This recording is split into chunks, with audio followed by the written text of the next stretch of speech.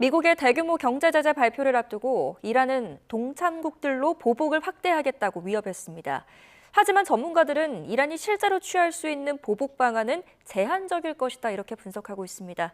국제부 연결해서 관련 내용 알아보겠습니다.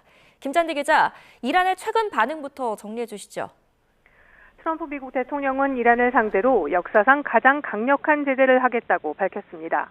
현지 시간 24일, 우리 시간으로는 내일 새벽 3시에 구체적인 내용을 공개하겠다고 예고했습니다.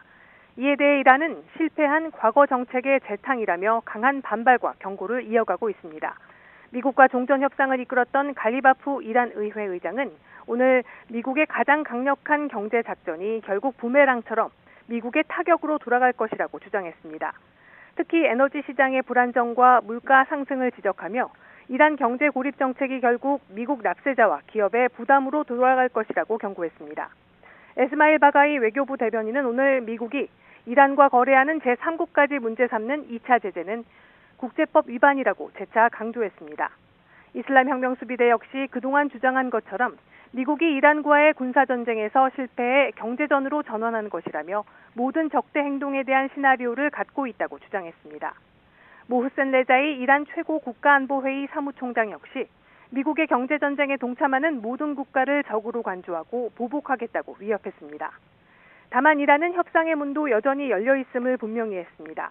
대표적 협상파인 마스두 페제시키안 이란 대통령은 전쟁을 끝나기 위한 최선의 방법으로 미국과 체결한 양해각서를 다시 한번 강조했습니다.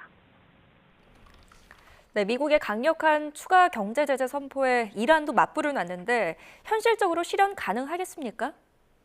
이란은 미국의 경제전쟁에 협조할 경우 호르무즈 해협뿐 아니라 대체 수출 경로까지도 완벽히 차단하겠다고 경고했습니다.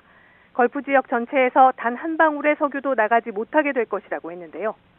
알자지라는 이란이 미국의 경제전쟁에 협력하는 국가들에 취할 수 있는 실질적인 보복 방안을 크게 3가지로 전망했습니다.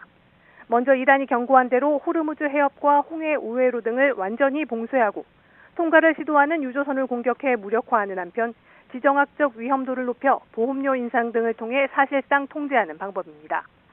로이터 통신은 이란이 호르무즈 해협 봉쇄 외에도 페르시아만에서 빠져나가는 주변국의 우회 석유 수송로를 직접 타격하는 방식으로 보복 범위를 넓힐 수 있다고 전망했습니다.